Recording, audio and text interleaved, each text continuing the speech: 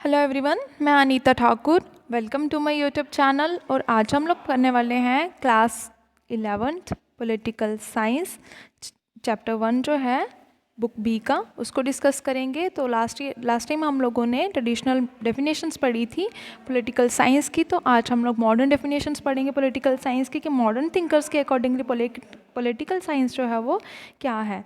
तो सबसे पहले डेविड ईस्टन की बात करेंगे। तो डेविड ईस्टन कहते हैं politics is concern with authoritative allocation of values for a society. उनका कहने का मतलब है कि पॉलिटिकल साइंस जो है, मतलब पॉलिटिक्स जो है वो किसके साथ कंसर्न है, उसका मेन एम्फेसिस किसकी तरफ है कि एक अथॉरिटेटिव एलोकेशन होना चाहिए, कि एक अथॉरिटी हो जिसके पास पावर हो और फुल फ्लेज कंट्रोल हो, तो वो एलोकेट करे। एलोकेट मतलब डिस्ट्रीब्यूट करे। इस चीज़ को डिस्ट्रीब्यूट करें वैल्यूज़ को, ठीक है। तो पूरी सोसाइटी में अथॉरिटेटिव एलोकेशन ऑफ वैल्यूज़ जो है वो होना ज़रूरी है, उसी को पॉलिटिक्स कहा जाएगा। मतलब कि जो भी प्रॉफिट होगा, जो भी मतलब बेनिफिट होगा, वो होल सोसाइटी को दिया जाएगा, ना कि एक सेक्शन को दिया जाएगा। ओके।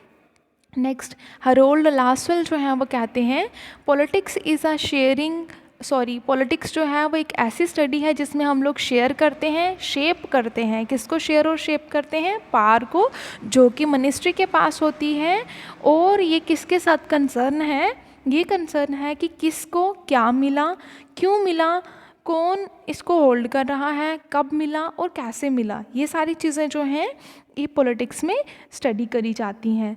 और जनरल जो हैं वो डिस्कस करते हैं कि पॉलिटिकल साइंस जो है वो स्टडी करती है पास्ट को, प्रेजेंट को, फ्यूचर को, कि जहाँ से पॉलिटिकल सिस्टम का ओरिजिन हुआ और पॉलिटिकल थ्योरीज जो हैं वो कैसे डेवलप करी गई।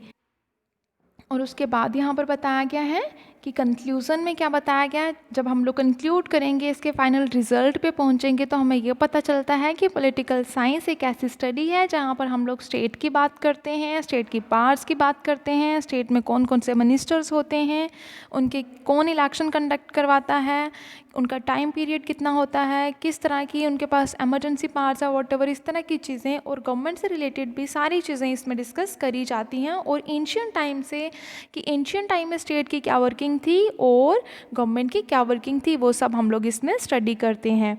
और अगर हम लोग मॉडर्न टाइम की बात करें, तो मॉडर्न टाइम में, एंशियंट टाइम में सिर्फ स्टेट और गवर्नमेंट के साथ इसको रिलेट किया जाता था कि स्टेट और गवर्नमेंट की स्टडी करी जाती है। लेकिन आज के टाइम पर अगर हम लोग बात करें, तो आज के टाइम पर हम लोग बात करते हैं पावर की, कि किस मेंबर के पास कितनी ज़्यादा पावर है, क्या पावर इक्वली शेयर करी गई है या नहीं करी गई है, ठीक है। तो यहाँ पर बताया गया है कि पावर जो है वो सोशल भी होती है, पॉलिटिकल भी होती है, इकोनॉमिक भी होती है, मॉरल भी होती है, एस्थेटिक भी होती है और स्पिरिचुअल भी होती है, ताकि वो अपनी डेवलपमेंट कर सके। एक इंडिविजुअल जो है वो अपनी फुल फ्लेज पर्सनालिटी को डेवलप कर सके इन एक पर्टिकुलर स्टेट में और एक पर्टिकुलर गवर्नमेंट के सुपरविज़न में। तो अगर हम लोग बात करें मीनिंग ऑफ पॉलिटिक्स की, तो यहाँ पर बताया गया है जो टर्म है पॉलिटिक्स, उसको फर्स्ट ऑफ ऑल किसने यूज़ किया था? एरिस्टोटल ने यूज़ किया था। और एरिस्टोटल के स्पेलिंग्स यहाँ पे गलत हैं, ठीक है। ARISTOTLE होता है एरिस्टोटल के स्पेलिंग, ठीक है। और एरिस्टोटल ने कहा था द मास्टर साइंस। किसको कहा था मास्टर साइंस? उन्होंने पॉलिटिक्स को मास्टर साइंस कहा था। और आप लोगों को अच्छी तरह से पता होगा पॉलिटिकल साइंस के जो फादर हैं वो भी एरिस्टोटल ही हैं। तो कुछ मॉडर्न एमिनेंट्स भी थे जिन्होंने इस सब्जेक्ट मैटर को बहुत ज़्यादा प्रेफर किया, बहुत ज़्यादा स्टडी किया और अलग अलग तरह के अपनी थ्योरीज़, अलग अलग तरह के कंसेप्ट जो थे इस सब्जेक्ट में इंसर्ट किए, ताकि लोगों को और ज़्यादा नॉलेज जो है वो स्टेट, गवर्नमेंट, पावर के बारे में उनको एक्वायर हो पाए। तो वो कौन कौन से एमिनेंट पॉलिटिकल साइंटिस्ट थे? हरोल्ड लास्की थे, RH सैलेटू, कार्ल डच, और उसके बाद जेम्स मिल थे, जॉन लॉक थे, जर्मी बेंथम थे, रॉब डाल थे। ये सब जो थे ये मॉडर्न थिंकर्स थे। तो अब आप लोगों को पता है कि पॉलिटिकल साइंस जो है वो एक आर्ट्स का सब्जेक्ट है ना, मतलब आर्ट्स स्ट्रीम से बिलोंग करता है, तो इसके नाम के साथ तो साइंस लगता है, तो इस सब्जेक्ट को तो साइंस में होना चाहिए। लेकिन ये आर्ट्स में क्यों है, हमारे माइंड में ये सब कंसेप्शंस भी आती हैं। तो सबसे पहले ये जो टर्म है पॉलिटिक्स, उसको रिलेट किया जाता है किसके साथ, कभी कभी उनकी एक्टिविटीज़ जो हैं वो पॉलिटिकल पार्टीज़ और पॉलिटिकल लीडर्स के साथ डील कर दी जाती, मतलब उनके साथ रिलेट कर दी जाती हैं, जो लोग प्रेजेंट प्रॉब्लम्स के साथ डील करते हैं, मतलब कि जो हमारी गवर्नमेंट के साथ डील करते हैं। लेकिन अगर हम लोग बात करें तो कुछ हद तक इसकी जो कंसंट्रेशन है वो यही होता है कि एक पार्टी जो अपने इंटरेस्ट को इन्हांस करने की कोशिश करती है, इंटरेस्ट के स्पेलिंग भी यहाँ पर गलत दिए गए हैं, इंटरेस्ट में ENTEREST आएगा, ठीक है।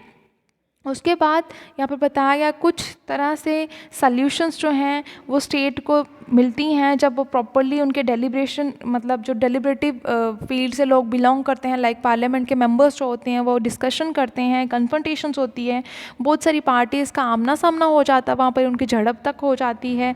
तो हम लोग सिंपल सी बात ये कह सकते हैं कि जितनी भी प्रॉब्लम्स होती हैं स्टेट लेवल पे, गवर्नमेंट लेवल पे, पॉपुलेशन को फेस करनी पड़ती हैं प्रॉब्लम्स, उन प्रॉब्लम्स को सॉल्व किया जाता है with negotiation, deliberations and discussion, जो कि पार्लियामेंट में होते हैं।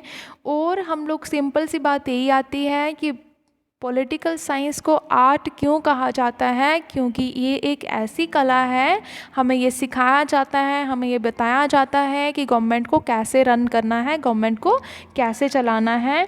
और पॉलिटिक्स जो है, तभी पॉलिटिक्स में क्या किया जाता है, कुछ ऐसी पॉलिसीज़ फ्रेम करी जाती हैं जिनसे हम लोग एक नेशन को, पीस लविंग नेशन जैसे कि इंडिया है, उसको हमेशा पीस से ही प्यार रहा है, और वॉर जैसी चीज़ों को वो मतलब लीड भी कर सकते हैं, कुछ ऐसे पॉलिसीज़ भी हो सकती हैं, ठीक है।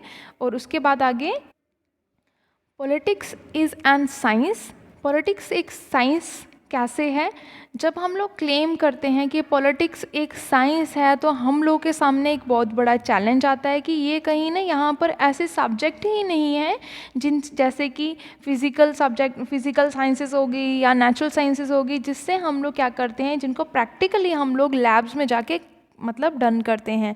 तो पॉलिटिक्स बेसिकली एक ऐसा सब्जेक्ट है जिसमें हम लोग थ्योरीज़ को स्टडी करते हैं और उसको रियल लाइफ में यूज़ करते हैं, मतलब प्रैक्टिकल वे में उसको यूज़ करते हैं। जब तक आप लोग इस सब्जेक्ट को नहीं पढ़ रहे थे तो आप लोगों को इस चीज़ के बारे में नॉलेज नहीं था कि हाँ, हमारे पार्लियामेंट में लोकसभा के मेंबर्स कितने होते हैं, राज्यसभा के मेंबर्स कितने होते हैं, उनका टाइम पीरियड कितना होता है, वो कौन कौन से डिसीजंस ले सकते हैं, मनी बिल कौन पास करता है, उनका चेयरपर्सन कौन होता है, वॉटेवर, बहुत सारी ऐसे वेज थे जिनके बारे में आप लोग जानते तक नहीं थे, ठीक है।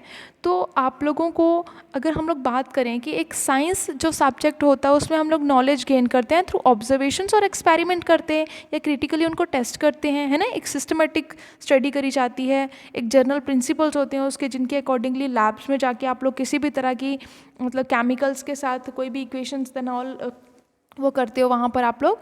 तो अगर हम लोग बात करें कंट्रास्ट स्टडी की, पॉलिटिक्स जो है आज के टाइम पर एक साइंटिफिक डिसिप्लिन है, डिसिप्लिन की स्पेलिंग गलत है, PLI आएगा यहाँ पे, डिसिप्लिन सब्जेक्ट है जो बहुत वास्ट है, उसका एरिया बहुत वास्ट है। और उसके बाद अगर हम लोग एक एम्पिरिकल रिसर्च की बात करें, रिसर्च के स्पेलिंग ऑल्सो यहाँ पर गलत दिए गए हैं। तो पॉलिटिक्स क्या है, एक ऐसा सब्जेक्ट इमर्ज हुआ है जो टोटली ऑटोनोमस है, उसके पास फुल फ्लेज पावर है, वो इंडिपेंडेंट डिसिप्लिन है, वहाँ पर किसी भी तरह का थियोरेटिकल स्ट्रक्चर जो है उसका खुद का नहीं है, ठीक है।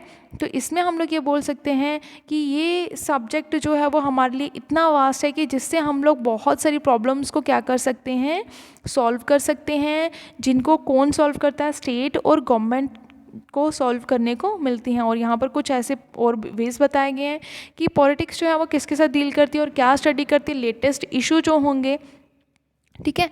उसके बाद कन्फ्लिक्ट्स जो हैं वो बहुत एसेंशियल हैं, पॉलिटिक्स में बहुत इंपॉर्टेंट रोल प्ले करते हैं। जब तक कन्फ्लिक्ट्स नहीं हो, लड़ाइयाँ झगड़े नहीं होंगे, तब तक हम लोग किसी भी चीज़ में इम्प्रूवमेंट नहीं कर पाएंगे।